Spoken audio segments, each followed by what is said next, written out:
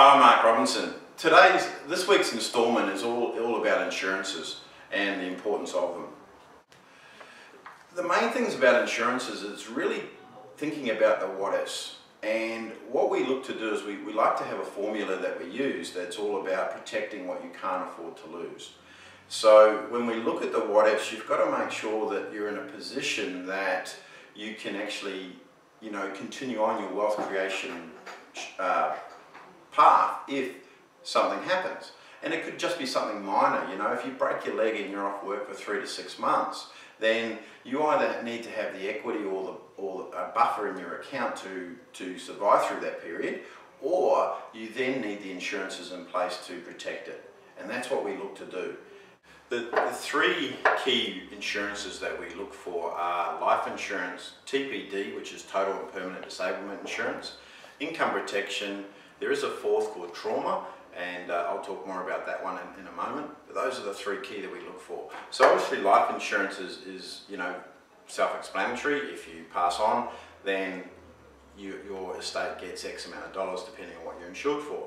Your total and permanent disablement insurance is a little bit more defined, as it comes down to certain criteria and that sort of stuff, and it's quite gruesome to talk about. However, a total and permanent disablement is something like you lose a leg and an arm, or both your legs, or an eye and an ear, and those are sort of the things that you need to have happen to you to actually qualify for a payout on that.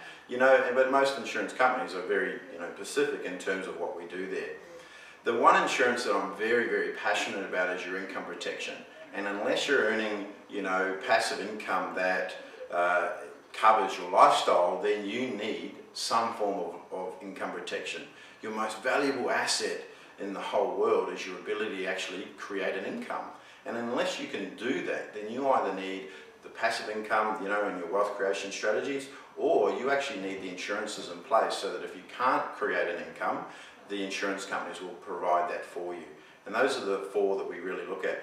Trauma is a little bit different because of the strategies that we use, and we'll talk a little bit more about that later in our next session, but trauma actually comes out of your cash flow. And one of the things the three things that trauma primarily covers is cancers, heart attacks and strokes. Now, I personally don't have trauma insurance, although potentially I should, because of my BMI index. I need to, I'm overweight, and therefore I have more tendency to have heart attacks, so apparently.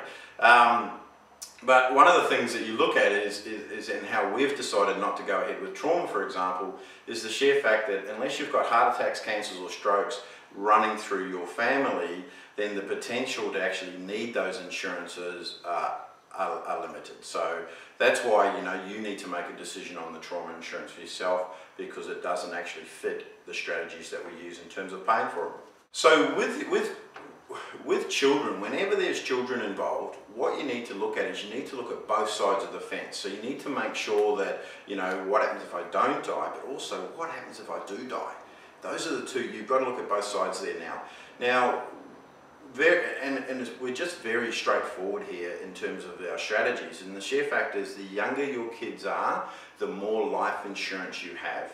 The older they get, the less you need. Okay, it's because the life insurance is really all about setting up your partner so that they can look after your children. It's not about setting up your partner.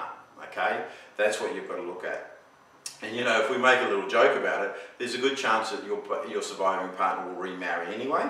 Okay, and that's something that you've got to look at, right? But it's all about looking after your kids. Once they turn 18, you literally can say, well, I don't need to worry about the children anymore. It's all about what if I don't die, and we can look at reducing your life insurances as well. Okay. In terms of working out how much insurance you actually need, we actually have a formula that we use. However, that formula can actually be sometimes will make you uninsured or underinsured, but sometimes it's actually overinsures you as well. So we actually look at, really look into the detail of what you're prepared to give up or what you're prepared to lose, and we insure you for the difference. So if you've got 1 or 2 or 3 properties, you might say, Mark, I'm not prepared to lose any of those. So what we need to do is actually insure you to the extent that you won't lose those. right? And that's what we've got to look at. So if you've got, you know, $1 million worth of debt on those 3 properties, and you need to pay those out or pay them down to a certain degree so you don't lose them, then we need to insure yourself for that.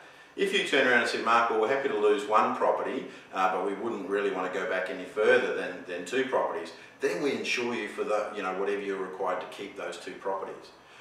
Me personally, look, I believe if you have a net asset position of $1 million or more, you don't need insurances, or you don't need a lot of insurances.